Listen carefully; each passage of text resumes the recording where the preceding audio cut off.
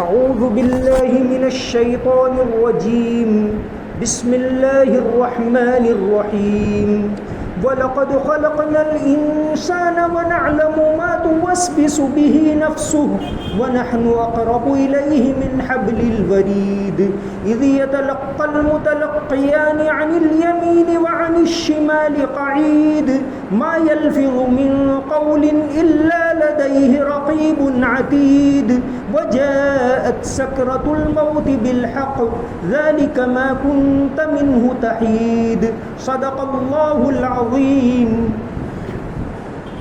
حقیقت یہ ہے کہ ہم نے انسان کو پیدا کیا ہے اور اس کے دل میں جو خیالات آتے ہیں ان تک سے ہم خوب واقف ہیں اور ہم اس کی شہ رگ سے بھی زیادہ اس کے قریب ہیں۔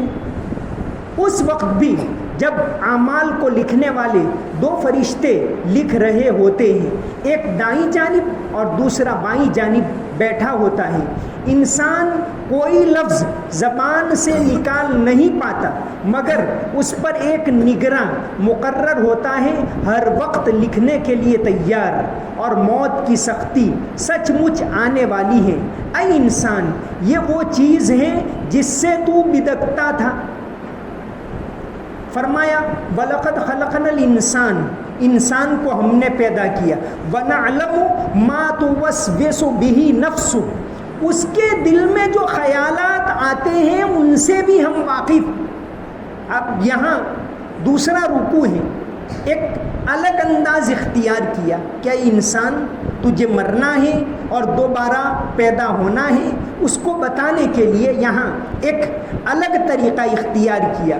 بلکہ یہ کہیے کہ یہ رکوع جو ہے وہ قرآن کے سب سے مشکل مقامات میں سے، قرآن کے اندر جو تعلیم ہے اس میں شاہ ولی اللہ محدث دہلوی رحمۃ اللہ علیہ نے لکھا ہے کہ 5 طرح کی باتیں اس کے اندر خاص طور سے شاہ ولی اللہ محدث دہلوی، جنہوں نے ہندوستان کے اندر قرآن سے متعلق ایک انقلاب برپا کر دیا۔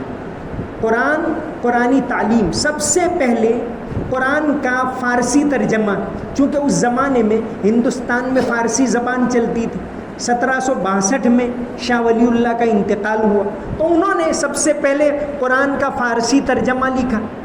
ان کے والد شاہ عبد الرحیم وہ بھی درس دیتے تھے قرآن کا، ایک تو طلباء کو پڑھاتے تھے اور اس طرح عام لوگوں کے اندر بھی درس دیتے تھے شاہ عبد الرحیم۔ تو ان کے بیٹے شاہ ولی اللہ، انہوں نے سب سے پہلے قرآن فارسی کے اندر ترجمہ کیا اس زمانے میں۔ پھر ان کے بیٹے شاہ رفیع الدین، انہوں نے پہلا اردو ترجمہ کیا تحت اللفظ، یعنی ورڈ بائی ورڈ۔ پھر ان کے دوسرے بیٹے شاہ عبد القادر، انہوں نے قرآن کا با محاورہ ترجمہ کیا، یعنی پورا خاندان قرآن کے اندر۔ ویسے قرآن سے متعلق ان سے پہلے بھی ہندوستان میں ایک کام ہو رہا تھا، لیکن انہوں نے قرآن کے ساتھ لگاؤ کو اپنی زندگی بنا دی، یہ نہیں اپنا مشن بنا دیا کہ اے لوگوں، اے بھارت کے لوگوں، قرآن کی طرف آؤ۔ ان کے والد بھی قرآن کی طرف خاص لگاؤ رکھتے تھے، یہ پورا خاندان۔ ان کے تیسرے بیٹے، بلکہ جو سب سے بڑے بیٹے شاہ عبد العزیز، انہوں نے فارسی میں قرآن کی تفسیر لکھی جو تفسیر عزیزی کے نام سے مشہور ہے، اگرچہ 4 جلدوں میں سورہ بقرہ کا کچھ حصہ ہے اور آخری 2 پارے ہیں، لیکن ایک لاجواب تفسیر کہی جاتی۔ اور انہوں نے انگریزوں کے مقابلے میں سب سے پہلے انہوں نے بھانپ لیا کہ انگریز رفتہ رفتہ رفتہ ملک پر قبضہ کر رہے ہیں، تو سب سے پہلے فتویٰ شاہ ولی اللہ کے بیٹے شاہ عبد العزیز نے دیا تھا۔ تو یہ لوگ ایک مسجد اکبر آبادی، شاہ جہاں کی بیوی تھی اکبر آبادی بیگم، اس نے ایک مسجد بنوائی تھی دہلی میں، اکبر آبادی مسجد، اس کے اندر پڑھاتے تھے۔ شاہ عبد الرحیم نے، یعنی شاہ ولی اللہ کے باپ نے، وہاں ایک مدرسہ قائم کیا تھا، مدرسہ رحیمیہ، جس نے تعلیم کی لائن میں ایک انقلاب برپا کر دیا۔ شاہ ولی اللہ نے بھی وہیں رہ کر بہت ساری کتابیں لکھی۔ شاہ عبدالعزیز نے وہیں رہ کر تفسیر لکھی. اس لیے جب انگریزوں نے 1857 میں دہلی پر قبضہ کیا تو جو بہت ساری مسجدوں پر بلڈوزر چلائے، اس میں اکبر آبادی مسجد تھی، اس کو گرا دیا، ختم کر دیا اور وہاں ایک چوراہا بنا دیا. ابھی 2012 میں میٹرو کے لیے کھدائی کر رہے تھے اور ان مسجد کی بنیاد نکلی وہاں سے. اب پھر کیس ہوا کورٹ کے اندر، تو میٹرو کے لیے تو راستہ ڈائیورٹ کر دیا، لیکن ابھی بھی وہ کیس جاری ہے. تو وہاں انہوں نے مدرسہ رحیمیہ قائم کیا تھا اور وہ مسجد تھی اکبر آبادی. تو شاہ ولی اللہ محدث دہلوی رحمۃ اللہ علیہ نے ایک کتاب لکھی ہے الفوز الکبیر فی اصول التفسیر. اس کے اندر انہوں نے لکھا ہے کہ قرآن کے جو علوم ہیں اگر ان کو سمیٹ دیا جائے تو 5 بنیادی باتیں ہیں. سب سے پہلی بات علم الاحکام، یعنی کیا کرو کیا نہ کرو، احکام کہ بھئی نماز پڑھو، شراب نہ پیو، زنا کے قریب مت جاؤ، سچ بولو وغیرہ احکام. دوسرا ہے علم المخاصمت، یعنی دوسرے مذہب والوں کے ساتھ کیسے برتنا، کیسے ان کے ساتھ بات کرنا، کیسے ان کو دعوت دینا، علم مخاصمت. یہ تیسری بات التذکیر بایام اللہ، یعنی اللہ تبارک و تعالیٰ نے پچھلی قوموں کا تذکرہ کر کے، جیسا گزشتہ کل آیا کذبت قبلہم قوم نوح واصحاب الرس وثمود، کہ پچھلی قوموں کے واقعات بیان کر کے لوگوں کو عبرت دلانا. تیسری بات التذکیر بایام اللہ.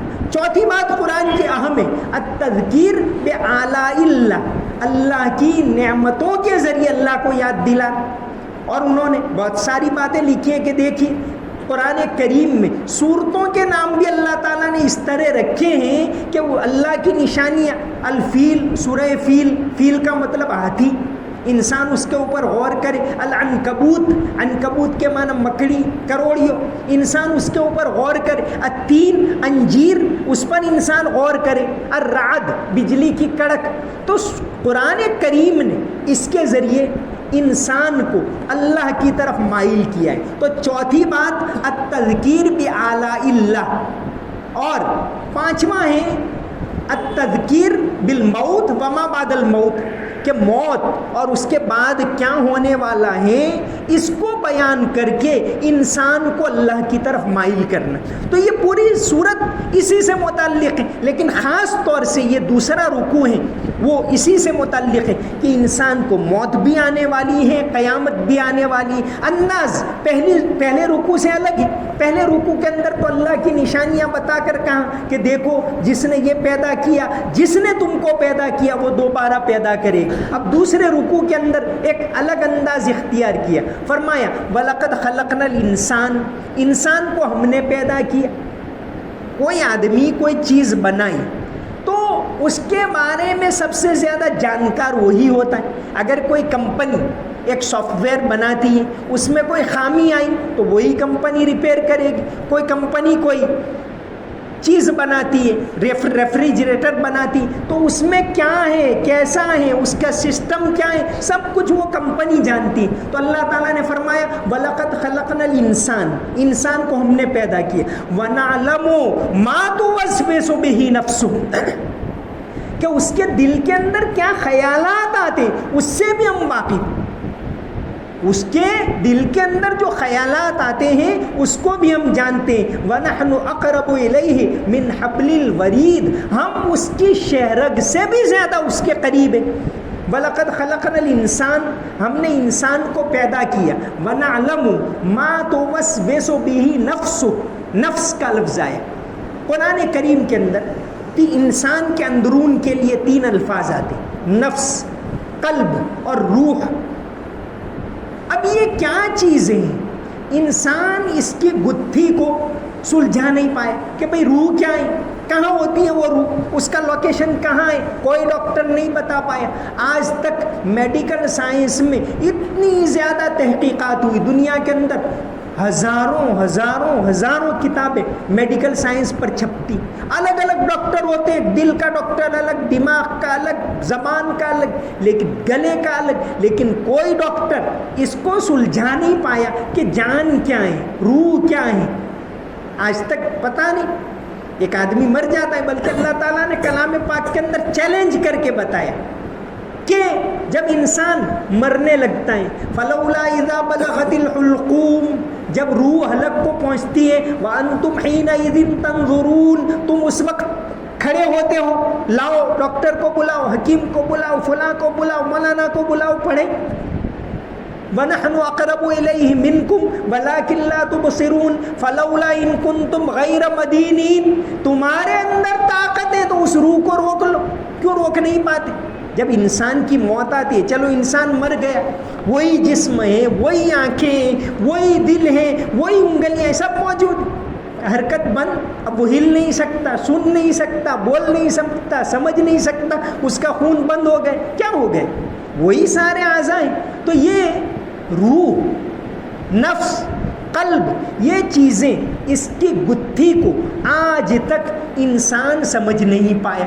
یہ گویا ایک طرح کا سافٹ ویئر اللہ تعالیٰ نے انسان کے اندر رکھا ہے، جس کو سورہ والشمس کے اندر اللہ تعالیٰ نے کئی قسمیں کھانے کے بعد بیان فرمائے. فَأَلْهَمَهَا فُجُورَهَا وَتَقْوَاهَا. اللہ تعالیٰ نے انسان کے اندر خیر کا مادہ بھی رکھا ہے، شر کا مادہ بھی رکھا ہے. فرشتوں کے اندر تو خیر ہی خیر ہے، ان کو تو ان کے سافٹ ویئر کے اندر شر ہے ہی نہیں، تو ان کو کبھی گناہ کرنے کی سوجھے گی ہی نہیں. شیطان کے اندر شر ہی شر ہے. انسان کو اللہ تعالیٰ نے دونوں کا کمبینیشن بنایا. یہاں جو بات آئی نفس کی کہ وَنَعْلَمُ مَا تُوَسْوِسُ بِهِ نَفْسُ، اس کا نفس جو سوچتا ہے اس کو بھی ہم جانتے ہیں، کیونکہ ہم نے انسان کو بنایا. تو اب یہ نفس کیا ہے، روح کیا ہے اور قلب کیا ہے، تین الفاظ آتے. علماء لکھتے ہیں کہ ایک تو انسان کے اندر حیوان یعنی جانوروں کے اندر جو جبلتیں ہوتی ہیں وہ انسان کے اندر ہوتی. جانور کھاتا ہے، انسان بھی کھاتا ہے. جانور اپنی نسل کو بڑھاتا ہے، اولاد پیدا کرتا ہے، انسان بھی کرتا ہے. یہ چیزیں تو سب میں. پھر انسان اس سے الگ کیسے؟ اللہ تعالیٰ نے ایک الگ صلاحیت دی. تو ایک ہوتا ہے نفس. پھر نفس کی تین قسمیں قرآن میں ہی بیان ہوئی. ایک ہوتا ہے نفس امارہ جو انسان کو گناہ کی طرف ابھارتا ہے. ایک ہوتا ہے نفس لوام، انسان سے غلطی ہو جائے تو اس کو ملامت کرتا ہے، جس کو ضمیر کہتے ہیں، بھائی رک جا، مت کر، یہ تو کر رہا ہے وہ غلط ہے. اس کو کہا گیا نفس لوامہ. اور ایک اعلیٰ قسم کا نفس مطمئنہ. ایک شاعر گزرے ابراہیم ذوق، انہوں نے ایک بہت اچھا شعر کہا ہے، وہ تو پوری لمبی غزل ہے. اس کے اندر ان کا ایک شعر ہے کہ کسی بےکس کو اے بیداد گر مارا تو کیا مارا. تم نے اگر کسی مظلوم کو کہ کوئی ایسا مل گیا تو اس کو دو تماچے مار دیے، اس کے روپے دبا دیے، تو یہ کوئی کمال نہیں ہے. کسی بےکس کو اے بیداد گر مارا تو کیا مارا، بڑے موذی کو مارا، نفس امارہ کو گر مارا. کہ جس نے نفس امارہ کو مارا اس نے کام کیا. گیا شیطان مارا ایک سجدے کے نہ کرنے سے، گیا شیطان مارا ایک سجدے کے نہ کرنے سے، اگر لاکھوں برس سجدے میں سر مارا تو کیا مارا. تو اصل تو اس کو مارنا ہے. اسی لیے تو کہ اچھا کام کرنا یہ بھی کافی نہیں ہے، نیت ضروری. ایک آدمی اچھا کام کرنا ہے، دکھانے کے لیے کر رہا ہے تو کیا ثواب نہیں ملے گا؟ نیت ضروری. تو کام اچھا کرنا ایک صحیح نیت کے ساتھ کرنا. تو ایک روح، ایک قلب اور ایک نفس، یہ تین باتیں، تین طرح کی باتیں قرآن کے اندر آتی. قلب کا لفظی مطلب ہوتا ہے پلٹنا. انسان کے خیالات پلٹتے رہتے. آج ایک آدمی دوست ہے، بہت جگری دوست، اس کے بغیر چلتا نہیں. کل انسان اسی کا خون کر دیتا ہے. کیوں بھائی؟ کل تک تو جگری دوست تھا، اب کیا بات ہو گئی؟ اسی کو مارنے لگتا ہے، میرا دشمن ہو گئے. یہ کیا ہو گیا؟ تو قلب کا لفظی مطلب ہوتا ہے پلٹنا. کلیم عاجز نہیں، کلیم عاجز کا نہیں ہے یہ شعر، دوسرے. کامل رہبر کا، جگر مراد آبادی کا ہے. کامل رہبر قاتل رہزن، دل سا دوست نہ دل سا دشمن. کامل رہبر ایک طرف یہ مکمل رہبر ہے، قاتل رہزن وہی دل انسان کو کبھی خودکشی کرنے پر بھی لے جاتا ہے. کامل رہبر قاتل رہزن، دل سا دوست نہ دل سا دشمن، کہ دل ایک طرف دوست ہیں تو ایک طرف وہی دل دشمن بھی ہے. تو فرمایا کہ 3 چیزیں ہوتے ہیں. قلب، نفس ہوتا ہے وہ اس کو گناہ کی طرف مائل کرتا ہے، اور روح ہوتی ہے وہ نیکی کی طرف مائل کرتی ہے. تو جس آدمی کے اندر روح قلب پر غالب آ جائے تو وہ نیکی کی طرف مائل ہوتا ہے، اور جس کے اندر نفس قلب کے اوپر غالب آ جائے تو وہ پھر اس کو نیکیاں نہیں سوچتی، بس اس کو گناہ سوچتے. اسی کو کہا ان النفس لامارۃ بالسوء، کہ نفس ہے وہ نفس امارہ، نفس یعنی نفس امارہ، وہ اس کو گناہ کی بات بتاتا ہے، چل یہاں چل. اور جس کے قلب کے اوپر روح غالب آ جائے اب اس کو وہ ملامت کرے گی، ٹوکے گی. ورنہ نفس امارہ غالب ہوگا تو وہی انسان رشوت کا موقع آئے گا. اگر نفس لوامہ غالب ہے، روح غالب ہے، تو انسان سوچ نہیں بھی یہ غلط ہے، یہ گناہ ہے، مت کر.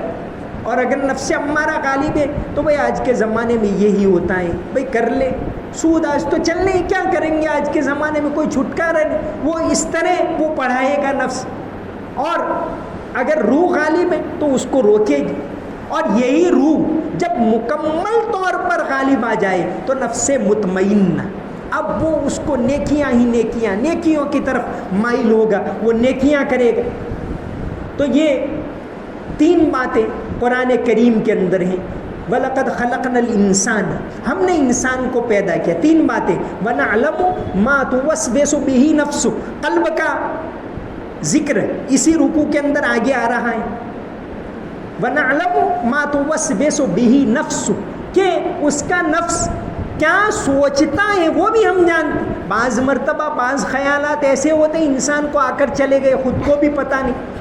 اور اسی سے ڈرنے کو بعض خیالات جو پختہ ہو جائے جس کو اب ہم ارادہ کیا، اور بعض خیالات ایسے ہوتے وسوسہ آیا اور چلا گیا، آیا اور چلا گیا، انسان کو پتہ بھی نہیں ہوتا. اور وَلَٰكِن لَا يَشْعُرُونَ وَلَٰكِن لَا تَشْعُرُونَ، قرآن نے بار بار کہا کہ بھئی نفاق ہوتا ہے، ایک تو شعوری ہوتا ہے، منافق آدمی کو پتہ ہے کہ میں منافق ہوں. ایک اس کو پتہ بھی نہیں ہوتا کہ میں منافق ہوں یا نہیں ہوں. حضرت حذیفہ ابن یمان رضی اللہ عنہ، آپ صلی اللہ علیہ وسلم نے خاص ایک یہی صحابی تھے، بعض الگ الگ صحابہ کی الگ الگ خصوصیات. حذیفہ کو رضی اللہ عنہ کو ایک فہرست دی تھی کہ بھئی یہ اتنے لوگ منافق ہیں. اور آپ صلی اللہ علیہ وسلم نے بتایا تھا کہ دیکھو یہ راز کسی کو فاش مت کرنا، کسی کو بھی مت بتانا. اس لیے حضرت حذیفہ قیامت سے متعلق، قیامت کی نشانیوں سے متعلق سب سے زیادہ حدیثیں بھی حضرت حذیفہ سے مروی. تو حضرت حذیفہ کو آپ نے ایک نام دے دیے تھے کہ بھئی اتنے لوگ منافق ہیں. حضرت عمر رضی اللہ عنہ نے ایک مرتبہ اللہ کی قسم دلائی کہ اے حذیفہ مجھے بتاؤ کہ کہیں میرا نام تو اس فہرست میں نہیں ہے منافقوں کی. کون؟ زمانے کا خلیفہ، امیر المومنین، بڑا نیک، اللہ سے ڈرنے والا، کہ حذیفہ مجھے بتاؤ اس لسٹ میں میرا نام تو نہیں، اللہ کی قسم دیتا ہوں بتا دو. حضرت حذیفہ نے کہا کہ آپ صلی اللہ علیہ وسلم نے منع کیا ہے تو میں یہ راز فاش نہیں کروں. نہ کہہ دیا کہ آپ صلی اللہ علیہ وسلم نے منع کیا. تو بعض مرتبہ انسان کو پتہ بھی نہیں ہوتا. وَنَعْلَمُ مَا تُوَسْوِسُ بِهِ نَفْسُ، انسان کے اندر خیالات آتے ہیں اور چلے جاتے ہیں، یہ شیطانی ہوتے ہیں. انسان کے اوپر ایک تو یہ اس کا نفس اور روح اور دل، ایک باہر سے اس کے اوپر اثر انداز چیزیں، اس میں ایک شیطان اور ایک فرشتہ. حدیث شریف کے اندر آتا ہے، حضرت ابن مسعود رضی اللہ عنہ سے مروی ہے، مسلم شریف میں حدیث ہے کہ وہ وکل بہ قرینہ من الجن و قرینہ من الانس، کہ ہر انسان کے اوپر اللہ تبارک و تعالیٰ نے ایک تو شیطان مسلط کیا ہے اور ایک فرشتہ مسلط کیا. شیطان اس کو نیکی کی طرف لے جاتا ہے اور شیطان اس کو گناہ کی طرف مائل کرنے کی کوشش کرتا ہے، فرشتہ اس کو نیکی کی طرف لے جاتا ہے. ہر انسان کے ساتھ آگے اس میں آ رہا ہے قرین، وَمَن اور وہاں آ چکا وَمَن يَعْشُ عَن ذِكْرِ الرَّحْمَنِ نُقَيِّضْ لَهُ شَيْطَانًا فَهُوَ لَهُ قَرِينٌ کہ ہر انسان کے ساتھ ایک شیطان ہوتا ہے اور ایک فرشتہ ہوتا ہے، یہ بھی اس کے اوپر اثر انداز ہے۔ دوسرے اللہ تعالیٰ یہ شیطان اور یہ فرشتہ وہ تو دکھتے نہیں، اس کے علاوہ اللہ تعالیٰ اس روح پر اور نفس پر اثر انداز ہونے والے انبیاء، اولیاء، علماء جو اچھی باتیں بتانے والے ہوتے، ایک تو وہ ہے کہ اگر تم ان کے ساتھ رہو گے تو وہ کم سے کم اچھی باتیں سنو گے تو تم محفوظ ہو جاؤ گے۔ تو ایک انبیاء، اولیاء وغیرہ رکھے ہیں، وَجَعَلْنَا مِنْهُمْ أَئِمَّةً يَهْدُونَ بِأَمْرِنَا لَمَّا صَبَرُوا، قرآن کی آیت ہے کہ اللہ تعالیٰ نے ان کو بھی اثر انداز رکھا ہے۔ دوسرے شیطان، قرآن میں صاف صاف ہے، ہم لوگ شیطان کہ بھئی وہ دکھتا نہیں وہی شیطان، یہ نہیں، قرآن نے فرمایا شیاطین الانس والجن، انسانوں میں بھی شیطان ہوتے، قرآن میں ہے اور صاف صاف ہے من الجنت والناس، اس میں یہی کہ شیطان انسانوں میں بھی شیطان ہوتے ہیں جو لوگوں کو گناہوں کی طرف لے جاتے ہیں، زنا کی طرف لے جاتے ہیں، بدکاری کی طرف لے جاتے ہیں، جوئے کی طرف لے جاتے ہیں، بے حیائی کی طرف لے جاتے ہیں، جھوٹ کی طرف لے جاتے ہیں، یہ سب کیا ہے؟ انسانوں کے اندر شیطان ہے۔ تو وہ شیطان اور فرشتہ وہ تو دکھتے نہیں، وہ دو بھی انسان کے اوپر اثر انداز ہیں۔ اور انسانوں میں نیک لوگ جیسے علماء، انبیاء، اولیاء وغیرہ، اور برے لوگ، نیک لوگ ہیں اس کو نیکی کی طرف مائل کرتے ہیں، برے لوگ ہیں برائی کی طرف مائل کرتے ہیں۔ تو جو سورہ دہر کے اندر کہا انا خلقنا الانسان من نطفۃ امشاج نبتلیہ انا ہدیناہ السبیل اما شاکرا و اما کفورا، کہ اللہ تعالیٰ نے دو راستے اس کو دکھا دی، یہ بھی ہے یہ بھی ہے۔ یہی ماں سورہ والشمس میں فرمائے فالہمہا فجورہا وتقواہا، کہ فجور کا راستہ بھی، گناہ کا بھی اور نیکی کا راستہ بھی، اب تجھے اختیار ہے۔ لیکن یہ ساری چیزیں اس کے اوپر اثر انداز ہوتی ہیں۔ حضرت صفیہ ام المومنین، حضرت صفیہ، اس سلسلے میں ایک چھوٹا سا واقعہ بیان کر کے بات ختم کریں۔ ام المومنین حضرت صفیہ رضی اللہ عنہا بیان کرتی ہیں کہ ایک مرتبہ آپ صلی اللہ علیہ وسلم اعتکاف میں تھے۔ بخاری شریف کی حدیث ہے، باب بدء الخلق کے اندر انہوں نے ذکر کیا ہے کہ ایک مرتبہ آپ صلی اللہ علیہ وسلم اعتکاف میں تھے اور ام المومنین حضرت صفیہ رات کو، رمضان کا مہینہ، رات کو کچھ کھانا وغیرہ دینے کے لیے گئی مسجد۔ اب اس زمانے میں مسجد میں بجلی نہیں ہوتی، لائٹ نہیں ہوتی۔ مسجد نبوی میں پہلی مرتبہ چراغ جلا سن ہجری 9 میں، تمیم داری نے چراغ جلایا، آپ صلی اللہ علیہ وسلم بڑے خوش ہوئے۔